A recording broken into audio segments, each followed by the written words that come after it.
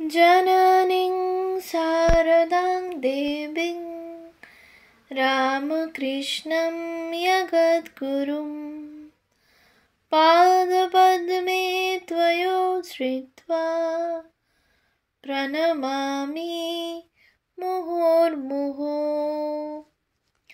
পূজনীয় স্বামী চৈতন্যানন্দজির লেখা গ্রন্থ ধ্যানলোকে শ্রীমা সারদা দেবী থেকে পাঠ। পৃষ্ঠা সংখ্যা 129। 80। উদ্বোধনের ঝুল বারান্দায় মা। কলকাতার উদ্বোধনের বাড়ি থেকে মা খুব কমই বাইরে বেরোতেন। তার কাছে দূর দূরান্ত থেকে মানুষ আসত, ফলে তিনি খুব ব্যস্ত থাকতেন। সন্ধ্যার পর তিনি ঘরের উত্তর দিকের ঝুল বারান্দায় 24 ফুট ইন্টু 2 ফুট 10 ইঞ্চি বসে জপ করতেন। সামনে দিকে একটি খোলা মাঠ ও কয়েকটি বস্তি বাড়ি ছিল।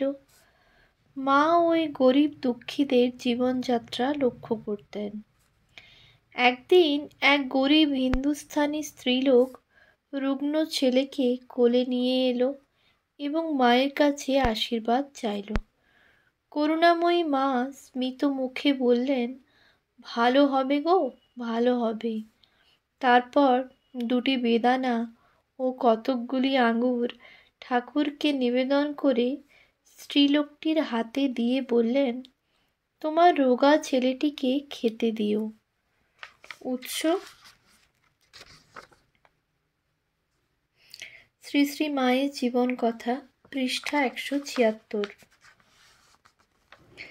ছেলেটি ভালো হয়ে গেল। মা একদিন বারান্দায় দাঁড়িয়ে দেখলেন একজন স্ত্রীলোক এক ভয়ানক অসুস্থ পুরুষকে খুব সেবা করছে। মা তার সেবার প্রশংসা করে গোলাপ মাকে বললেন, জানো গোলাপ, কি সেবাটাই করেছে, এমনটি দেখিনি। একেই বলে সেবা, একেই বলে টান। অথচ এরা কিন্তু স্বামী স্ত্রী নয়। উৎস শ্রী শ্রী মায়ের জীবন কথা, পৃষ্ঠা 179। সরোজবালা লিখেছেন, মা একদিন তাকে একটি মায়ার চিত্র দেখিয়েছিলেন। মা রাস্তার ধারের বারান্দায় গিয়ে হাসতে হাসতে ডাকছেন, ও মেয়ে, ও মেয়ে, একবার এদিকে এসো, শিগগির এসো। আমি কাছে যেতেই বলছেন, দেখো দেখো, ওই বেশ্যাবাড়ির সামনে জানালার ধারে একটা লোক একবার এ জানালা একবার ও জানালা করে মরছে, ঢুকতে পারছে না। দেখো কি মোহ, কি প্রবৃত্তি। ভিতর থেকে ওই গানের শব্দ আসছে, আরও ঢুকতে পারছে না। আহা, মলো গো ছটফটিয়ে। মা এমনি করে কথাগুলি বলছেন যে হাসি আর চাপতে পারলুম না। তখন মাও হাসেন, আমিও হাসি। হাসতে হাসতে দুজনে ঘরে এলুম। আমি, আহা, ভগবানের জন্যে যদি ওইরূপ ছটফটানিটুকু হয়, তা হয় না মা। উৎস শ্রী শ্রী মায়ের কথা, পৃষ্ঠা 56। মায়ের সময় উদ্বোধনে বৈদ্যুতিক আলো ছিল না, রাস্তায় গ্যাসের আলো জ্বলত। আমরা দেখি ভক্ত ও স্বজনদের থেকে নিজেকে পৃথক করে নিজের ঘরের উত্তরের বারান্দায় নিরিবিলিতে বসে মা জগৎ কল্যাণে জপমালা হাতে জপ করছেন। এটি একটি ধ্যানচিত্র। 81। উদ্বোধনে মেয়েদের মজলিস। সরোজবালা সেন মেয়েদের মজলিসে মায়ের কতকগুলি ঘরোয়া চিত্র আমাদের উপহার দিয়েছেন। অধিকাংশ সাধু ও ভক্তের স্মৃতিকথায় আমরা মায়ের দীক্ষাদান, উপদেশ প্রদান প্রভৃতি চিত্র দেখি। মহিলা ভক্তদের স্মৃতিতে আমরা মায়ের ব্যক্তিগত ও অন্দরমহলের চিত্র দেখতে পাই, যা দেখে আমরা মজা ও আনন্দ পাই। প্রথম চিত্র, সরোজবালা। ভারী গরম, মায়ের বড় ঘামাচি বেরিয়েছে। মা বলছেন, চন্দন মাখলে ঘামাচি কমতে পারে, কিন্তু তাতে ঠান্ডা লাগে। আমি, কাল পাউডার নিয়ে আসবো, মাখলে ঘামাচি কমবে। মা, তা এনো গো, দেখি তোমাদের পাউডারই মেখে। সকালেই লক্ষণকে দিয়ে পাউডার পাঠিয়ে দিয়েছিলুম। মা বলছেন, ওগো, তোমার দেওয়া পাউডার মেখেছিলুম, তাই তো এই দেখো ঘামাচিগুলো মিলিয়ে মজে এসেছে। এইখানটায় বড্ড হয়েছে, দাও তো মাখিয়ে। চুলকানিটাও যেন কমে গেছে। শরতের বড় ঘামাচি উঠেছে। আহা, তাকেও কেউ এইটি মাখিয়ে দেয়। আমি বললাম, ও বাবা, তাকে এ কথা কে বলতে যাবে মা? ও জিনিসটা যে শৌখিন লোকেরাই ব্যবহার করে থাকে। শুনে মা হাসতে লাগলেন। মায়ের হাঁটুর বাত বড় বেড়েছে। কাল জনৈক ভক্তের দুটি ছেলে ইলেকট্রিক ব্যাটারি লাগিয়েছিল, তাতে একটু কমেছে। আজও সেই দুটি ছেলে এসেছে। ছোট মামি বলছেন, আমারও কাল থেকে বাত বেড়েছে, আমিও ওই কলটা লাগাবো গো। মা শুনে হাসতে লাগলেন, বললেন, দাও তো বাছা ওকে। ছেলে দুটি তাড়াতাড়ি যন্ত্রপাতি ঠিকঠাক করে নিয়ে যেই মামির পায়ে একবার ব্যাটারি ধরেছে, আর সে কি চিৎকার!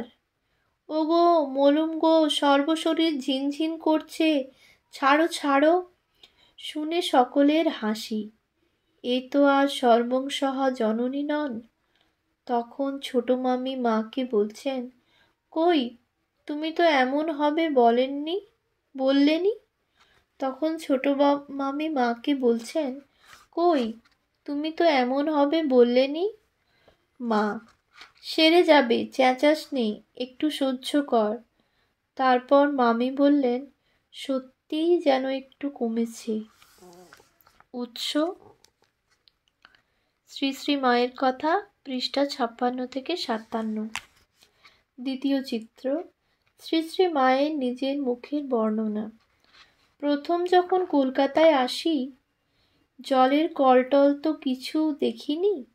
একদিন কল ঘরে গেছি, দেখি কল শোঁ শোঁ করে সাপের মতো গর্জাচ্ছে। আমি তো মা ভয়ে একছুটে মেয়েদের কাছে গিয়ে বলছি, ওগো, কলের মধ্যে একটা সাপ এসেছে, দেখবে এসো, শোঁ শোঁ করছে।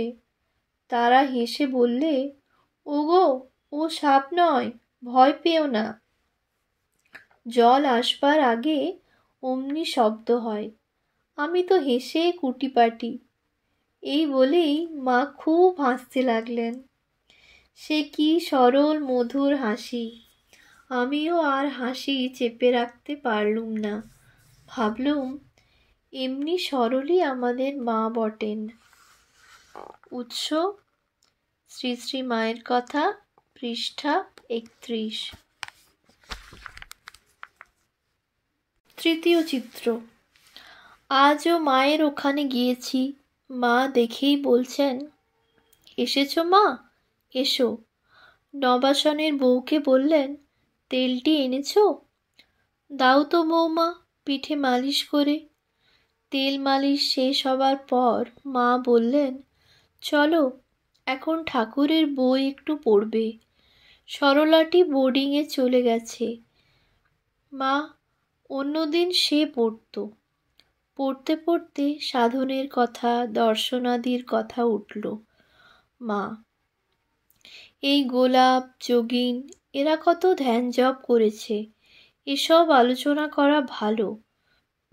পরস্পরেরটা শুনে ওদেরও, ঢাকার বউ, নবাসনের বউ প্রভৃতি, এতে মতি হবে।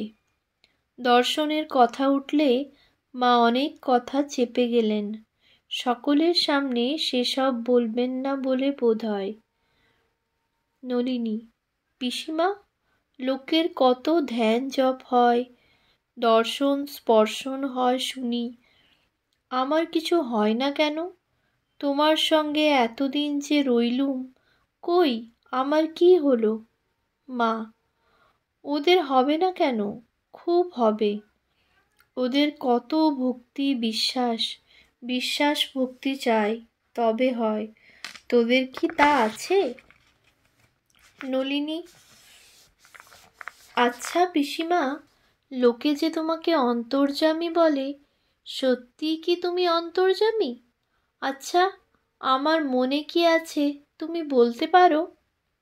মা একটু হাসলেন। নলিনী আবার শক্ত করে ধরলেন। তখন মা বললেন, ওরা বলে ভক্তিতে। তারপর বললেন, আমি কি মা? ঠাকুরই সব। তোমরা ঠাকুরের কাছে এই বলো। হাত জোড় করে ঠাকুরকে প্রণাম করলেন। আমার আমিত্ব যেন না আসে।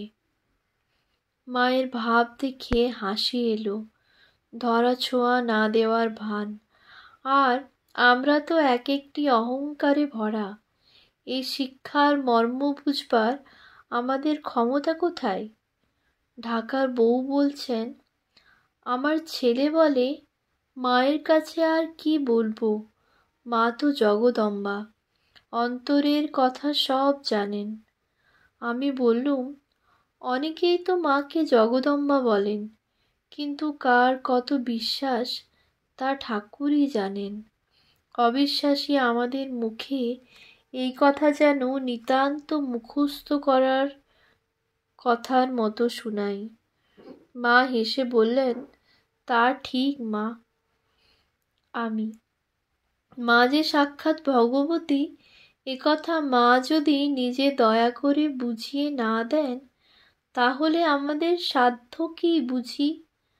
তবে মায়ের ঈশ্বরত্ব এখানেই যে মায়ের ভিতরে আদৌ অহংকার নেই, জীব মাত্রই অহংয়ে ভরা। এই যে হাজার হাজার লোক মায়ের পায়ের কাছে তুমি লক্ষ্মী, তুমি জগদম্বা বলে লুটিয়ে পড়ছে, মানুষ হলে মা অহংকারে ফেঁপে ফুলে উঠতেন।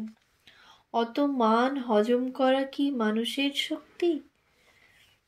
মা প্রসন্ন মুখে একবার আমার দিকে চাইলেন মাত্র।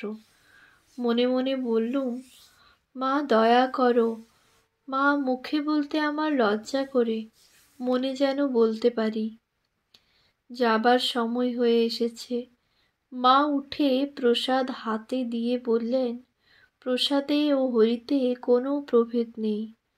আমার বুকে হাত দিয়ে মনে এটি স্থির বিশ্বাস রেখো।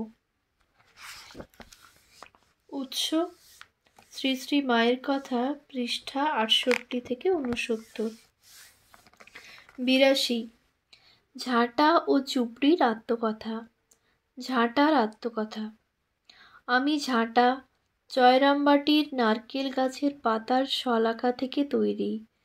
আমাকে মায়ের বাড়ির ঘর, বারান্দা, উঠান ঝাড়ু দেওয়ার কাজে ব্যবহার করা হয়। আমি নিষ্কাম কর্মযোগী, তাই মা আমাকে ভালোবাসেন। একদিন মায়ের সেবিকা যামিনী উঠান ঝাড়ু দিয়ে উঠানের এক কোণে ঝাড়ুটিকে তাচ্ছিল্য করে ছুঁড়ে ফেলে দেয়। তা দেখে মা একটি মূল্যবান উপদেশ দেন। প্রত্যক্ষদর্শী স্বামী ঈশানানন্দ তা লিখেছেন। আজ মা বেলা প্রায় 10টা নাগাদ বারান্দায় রৌদ্রে বসিয়া তেল মাখিতেছেন। ওই সময় একটি মহিলা যামিনী উঠান ঝাঁট দিয়া ঝাঁটাটি ছুঁড়িয়া একদিকে ফেলিয়া রাখিলেন। মা তাহা দেখিয়া বলিতেছেন, ও কি গো, কাজটি হয়ে গেল, আর অমনি অশ্রদ্ধা করে উঠি ছুঁড়ে দিলে? ছুঁড়ে রাখতেও যতক্ষণ, আস্তে ধীর হয়ে রাখতেও ততক্ষণ। ছোট জিনিস বলে কি তুচ্ছ বোধ করতে আছে? যাকে রাখো সেই রাখে। আবার তো উটি দরকার হবে মা। তাছাড়া এই সংসারে উটিও তো একটি অঙ্গ, সেদিক দিয়েও তো ওর একটা মান্যি আছে।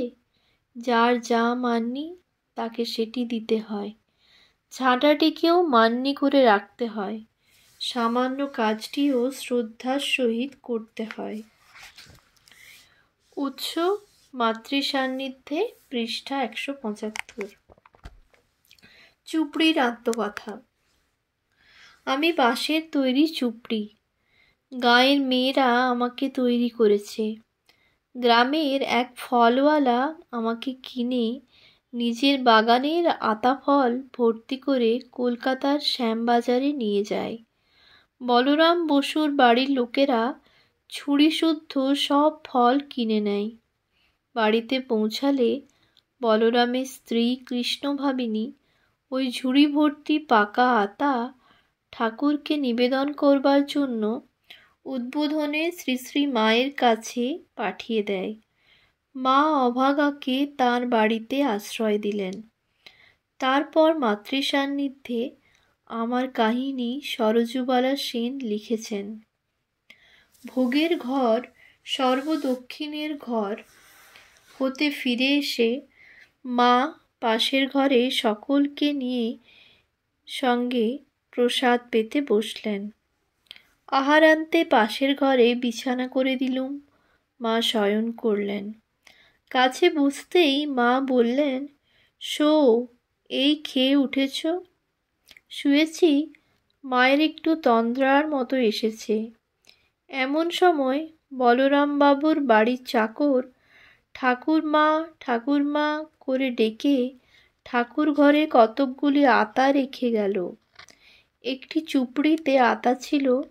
লোকটি নিচে সাধুদের কাছে গিয়ে চুপড়িটি কি করবে জিজ্ঞাসা করায় তারা বললেন, ও আর কি হবে, রাস্তায় ফেলে দে।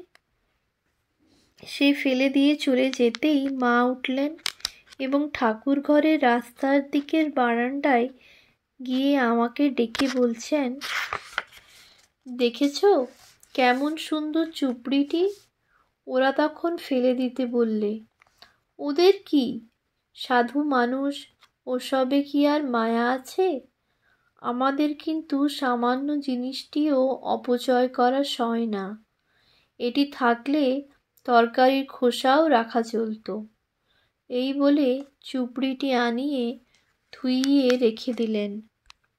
মায়ের এই কথায় ও কাজে আমার বেশ একটু শিক্ষা হয়ে গেল। উৎস শ্রী শ্রী মায়ের কথা, পৃষ্ঠা 34। ওম শান্তি শান্তি শান্তি। হরি ওম তৎসৎ। শ্রীরামকৃষ্ণার্পণমস্তু।